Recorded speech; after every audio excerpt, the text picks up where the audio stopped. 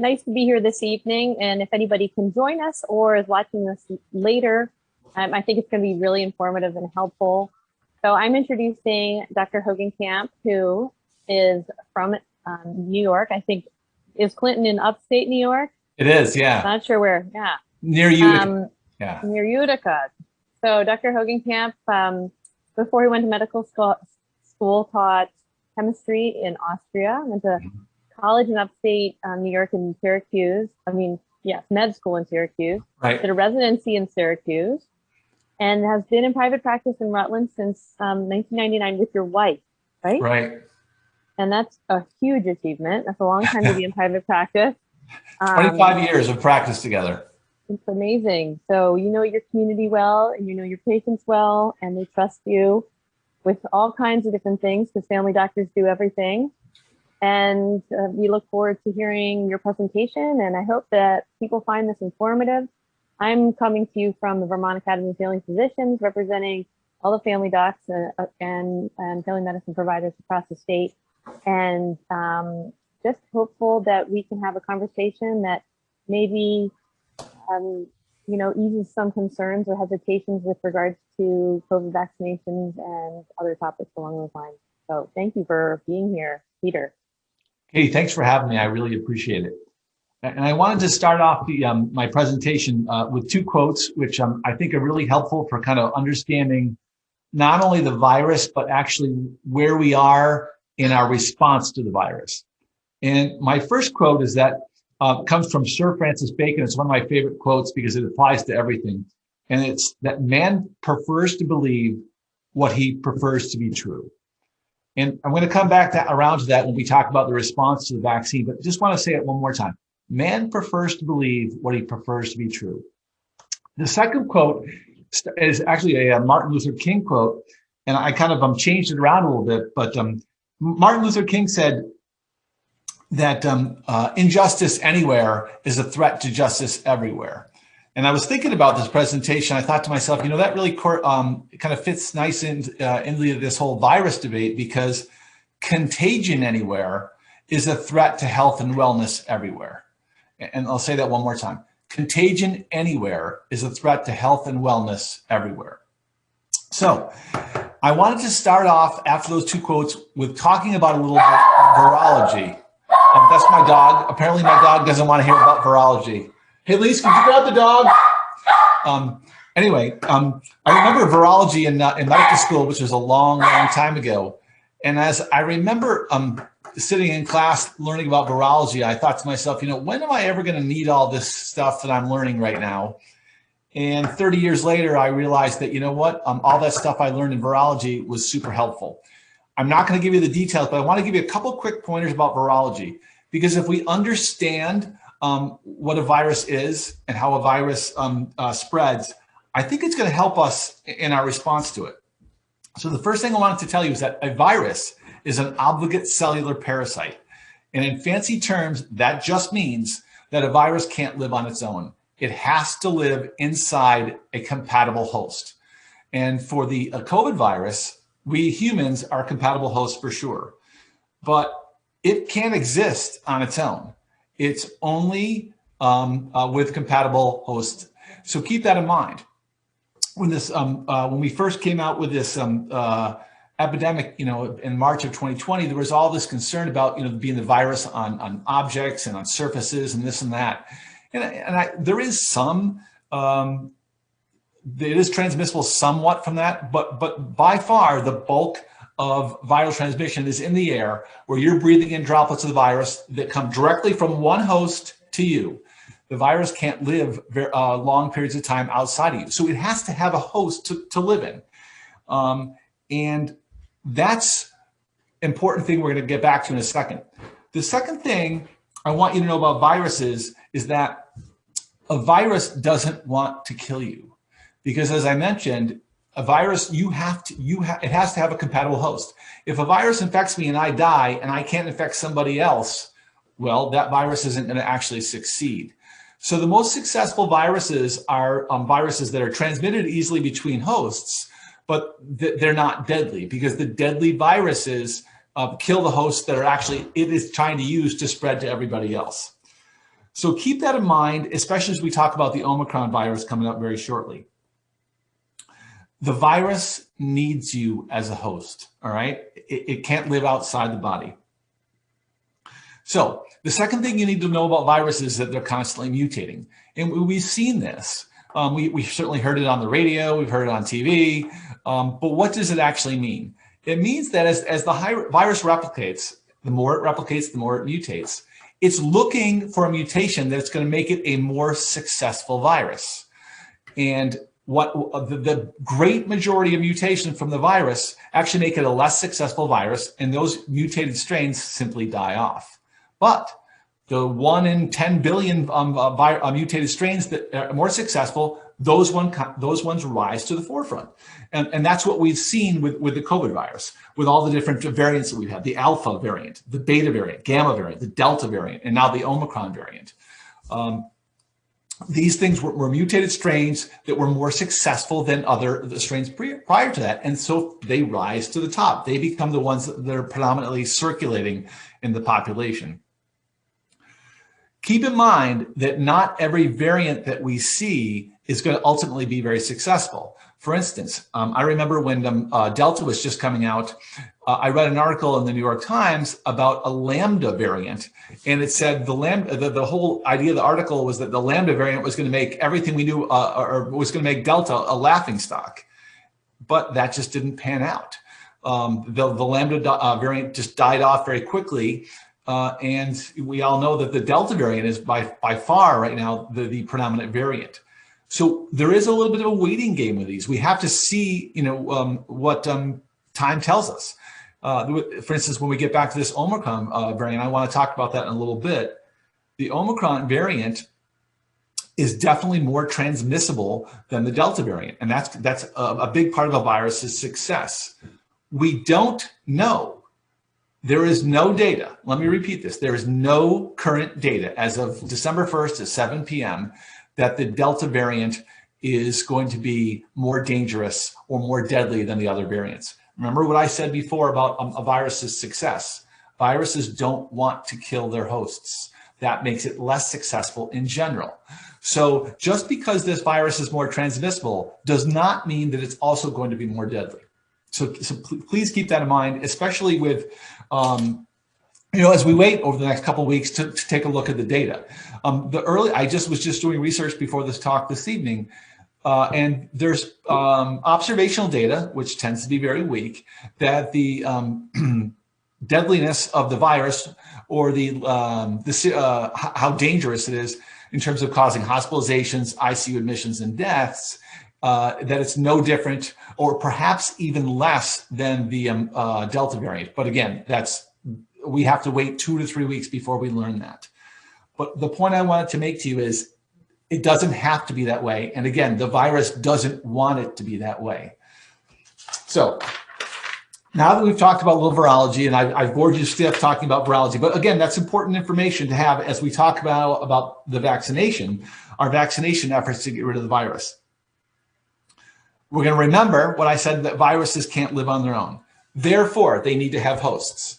So if you're a virus and you're walking into a hotel room, or you're in a host who's walking into a hotel room, and every single person in that room is immune to the virus either through vaccination or through previous disease, you're not going to infect anyone in that room. And that's what we're trying to achieve. This is what we talk about when we talk about herd immunity. In other words, so many people so many of our members of the herd, in this case, we humans, that the virus simply can't take foothold in the herd because so many of the herd are vaccinated. Traditionally, we've seen this number at about 60, 70, sometimes 80%. It depends upon the individual virus and how transmissible that virus is. And I remember listening to Dr. Anthony Fauci when he was talking, a long time ago about herd immunity at maybe 70 or 80%. And what he was doing is he was basing that on previous viruses that we've studied in the past. But as we all know, the COVID virus, the COVID-19 virus, is a novel virus, which means that it's new. Because it's new, we don't have that much information on it. And so we're taking a guess. We're making educated guesses. I tell this to my patient all the time. Oftentimes my diagnoses are educated guesses. We're based on our study of previous viruses. Well, I think what happened with the COVID vaccine or the COVID-19 virus is that it's so transmissible that the herd immunity number has to be a bit higher than we had in the past. There's been some smaller studies on isolated groups of people where the immunization rate was 95, 99%. In those communities, they appear to be virus-free. So, there are some data to suggest that if we can get the immunization rate up to 95%, we can perhaps get rid of the virus.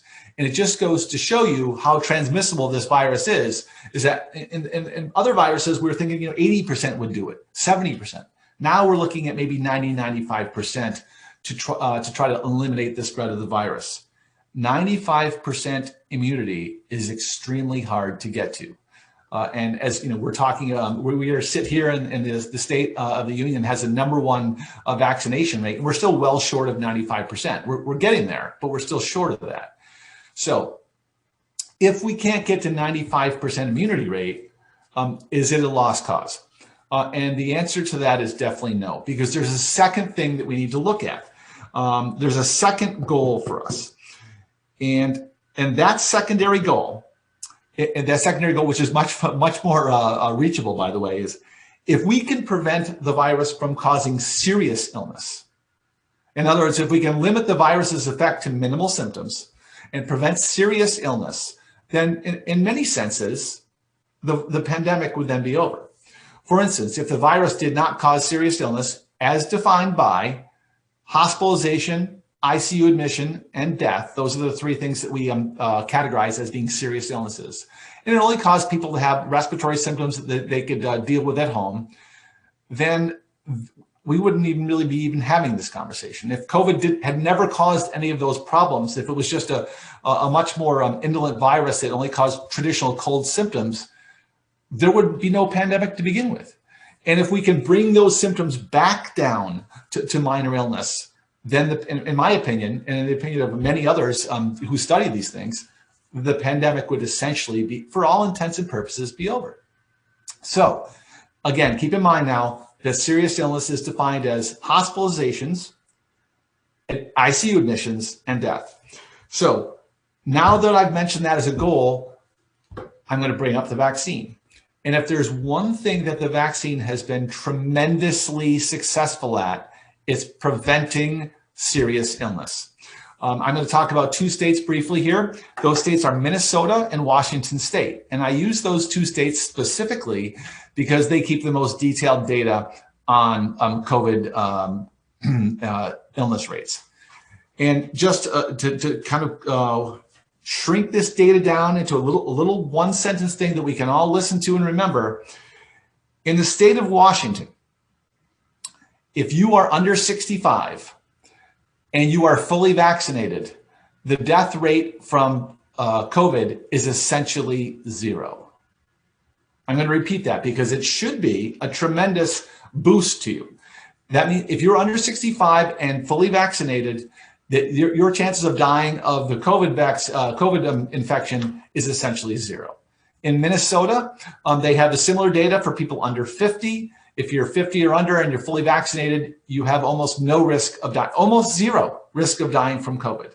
That's great news, because if you have no risk of dying from COVID, I think the fear of the illness is going to, and the hysteria that's kind of plaguing us as well, is going to come way down. I list those two states because they keep the most detailed data, but there are many states' data that have essentially the same kind of statistics. The vaccine works tremendously at preventing serious illness. And so that to me is our secondary goal. The secondary goal is, well, if we can't stop the spread of the virus entirely, then we can at least prevent the risk of serious illness in people who are vaccinated. The Achilles heel to this plan is that, as I mentioned, This data is for people who are 65 or under and fully vaccinated. So for people who are 65 and over and still fully vaccinated, those people still do have a risk of serious illness despite being vaccinated. And that's because they're older. They may be sicker, they may be frailer, they may have comorbidity such as obesity, diabetes, heart problems, lung problems that make them more susceptible to serious illness. They may have immune compromise. They may be taking medications that make them immune compromised. So the secondary plan isn't as good because there's still these people who are vulnerable. There's still this vulnerable population. And as a physician, I have the great privilege of taking care of many elderly folks, and I'm very attached to them. I don't want to see them go under with the virus. So although the secondary goal of decreasing serious illness and essentially getting rid of it works for me, it doesn't work for everybody. So there again, we want to go back to the first goal, which is to get everybody vaccinated so that we can prevent the spread of the virus, so that our vulnerable people are at much less risk. So I tell people, if you have a grandmother, if you have an Aunt Judy that you love, if you have your neighbor who you love, we all have someone who's vulnerable to this virus despite being vaccinated. We all have someone in that subset in our lives. Get the vaccine for them. Yes, you should do it for yourself, but if for whatever reason you don't want to get the vaccine for yourself, I'm asking you to get your vaccine for your neighbor Lloyd, who's 95 and who's a wonderful human being and who the world is much better place for him being there. Do it for Lloyd. Do it for your sister who has rheumatoid arthritis and she has to take immune suppression medicines. So if you don't want to do it for yourself, and I do understand that some people have chosen not to do it for themselves, do it for somebody else. Do it as an act of great kindness and generosity. So when I tell people this, and I tell people this all the time, they'll say to me, well, you know, am I going to be putting myself at risk for everybody else? And the answer to that question is no. You will not find any data anywhere to suggest that this vaccine is unsafe. This vaccine is a very, very safe vaccine. The CDC, the WHO, the AMA, all these organizations who are comprised of people who study these things for a living, they have all come out and said there are no safety concerns from this vaccine. And what I mean by that is that the rate of significant issues from the vaccine is at an acceptably ultra low level. That does not mean that your arm won't be sore after getting your vaccine. That does not mean that you might feel, like you've got a mild flu the next day. All these things can and do happen. We have many patients in our practice. Almost all of them have been vaccinated. I listen to their stories. Everybody will say, yeah, I felt okay, or maybe I felt a little punky, but it's very short-lived. In our particular practice, we didn't have any significant side effects from the vaccine. So when you decide to do this nice thing for your neighbor Lloyd, for your sister Judy, for your grandmother Pearl, these people that you love, and you want to see them continue to exist on Earth, do it knowing that you're not putting yourself at risk. This is a safe vaccine. So with that segue, I want to talk about the next thing, which is the booster. People ask me about the booster all the time. And my answer to the booster is this. This darn COVID vaccine, or this darn COVID virus, is a tricky little virus. One of the things that it does is that, because I think we've never seen any virus quite like it, when we form antibodies to them, they don't last very long. So what I've seen and what we've seen throughout the country and the world is that vaccine levels or antibody levels, antibodies are these small little particles in your bloodstream that are formed by the vaccine or previous infection, and they are there in your bloodstream. If you're exposed to this virus again, they're there so the virus doesn't infect you, doesn't take hold. And when those levels are strong, for instance, 2 weeks after vaccination, when they are the strongest, then people don't get infected at all. And we're getting back to the original studies on the Pfizer and the Moderna vaccine that came out and at 95% effective at preventing any illness at all from that vaccine, which is amazing. Amazing. So some of the flu vaccines have efficacy rates of 50 or 60%. This is a 95% vaccine rate. It's a tremendously efficacious vaccine. I'm still amazed at how effective it is. Unfortunately, all that data was done with the original COVID vaccine. When the Delta variant came, things changed some. But again, this is where the booster comes in, because as those vaccine levels, those antibody levels drop with time, and your risk of infection goes up with time after the vaccine, you can get a booster. And the booster then restores the vaccine, even with the Delta variant, to its original effectiveness at 95%. What we've seen here in our practice is people who have been vaccinated, again, they may get sick.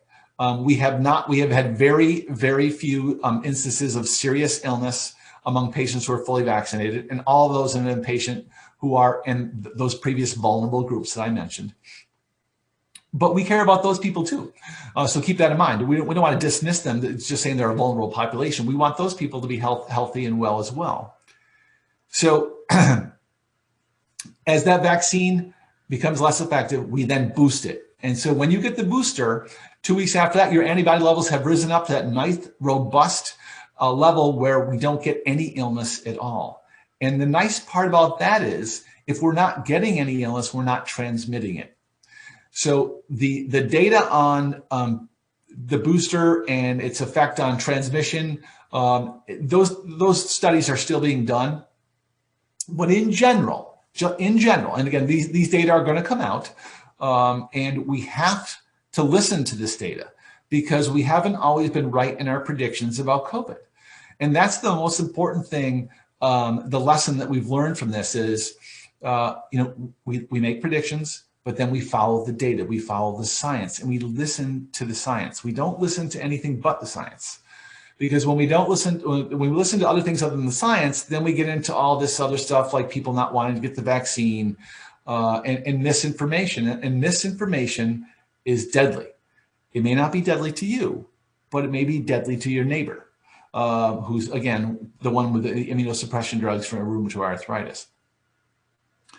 So the booster, in my opinion, is very valuable. I suggest everybody get it. For those of you who aren't sure if you're eligible for the booster, I'm here to tell you that you are, because the current recommendations are for all people 18 and above who've been vaccinated, who had their second vaccine 6 months ago or further from that, or later, earlier than that. Those folks are eligible for the vaccine, for the booster, and they should get it. They should get it for themselves, because when they get the booster, they're even more likely to not get the disease at all. And if you don't get it, then you're not spreading it. And they're also less likely to spread it to their neighbor. So I'm a big fan of the booster for those reasons. So I wanted to go back here. And Stephanie or Katie, if you have any questions, or there's any questions out there, please let me know. I'm happy to answer any questions. I answer questions all day long about this. I'm happy to do it. To me, the biggest weapon against this pandemic is accurate information. It's accurate information. And the biggest concern, the biggest enemy that we have is misinformation and things that just simply aren't true. I see Stephanie popping up. Did you have a question for me? I have a couple of questions in there, but I was just going to urge people to use the Q&A, the little box on the bottom of the Zoom toolbar. So if you do have questions, keep typing them in. And then what I thought we could do is, when you finish with your information, we can have a little round robin, because we have now been joined by the Commissioner of Health, Dr. Mark Levine, and maybe we can have all of you with Dr. Marvin answer some of the questions. Yeah, so I'm basically done with my presentation, and my wife said, Peter, if you talk for more than 25 minutes, she's going to turn the computer off. So let's go to the round table. Great, perfect. So I will just spotlight everyone. So I'd like to just welcome Dr. Levine. I don't know, Dr. Levine, if you'd like to say a few words or if you'd like to just run right into questions. Dr. Hogenkamp has done a phenomenal job, and I'm gonna abide by his rule that we've done enough talking to people, and now we want to interact. So let's let the questions begin. Wonderful. They don't have to be questions; they can be concerns too. Anything that people want us to respond to.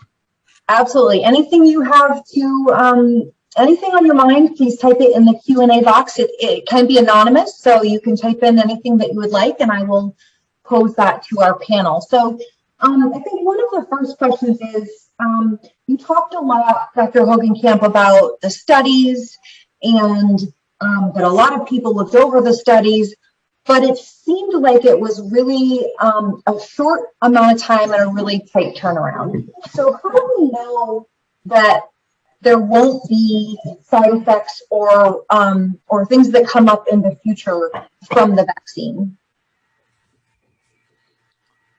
Mark, how about you handle that one? Sure. I think that question is a variation on the theme.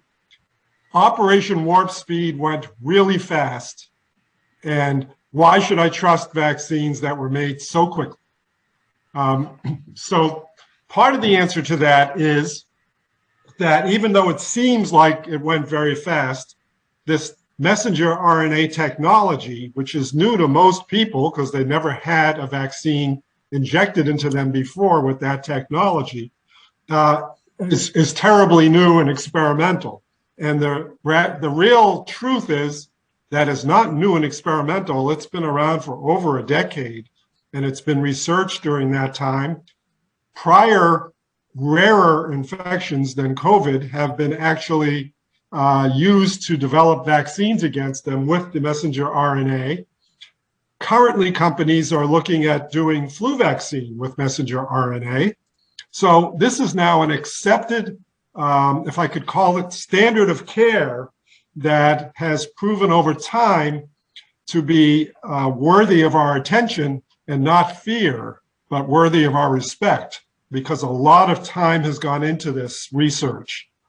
The fact that these vaccines that we're now using are new and they don't have decades of years experience, because we didn't have SARS-CoV-2 on the planet till a little less than 2 years ago, isn't that much concerning, because we now have hundreds of millions of doses given in this country, around the world, and we're not seeing the kind of effects that people are most worried about. Sure, we're seeing people whose arm hurts, who get a fever, who get some malaise when they got their shot, and that's gone within a few days. And certainly nothing is lingering longer than a week, for sure, for that. But people are concerned about, am I going to wake up in 8 months and have 6 fingers or some other side effect that nobody told me about because these are so new? And now we're so far into this.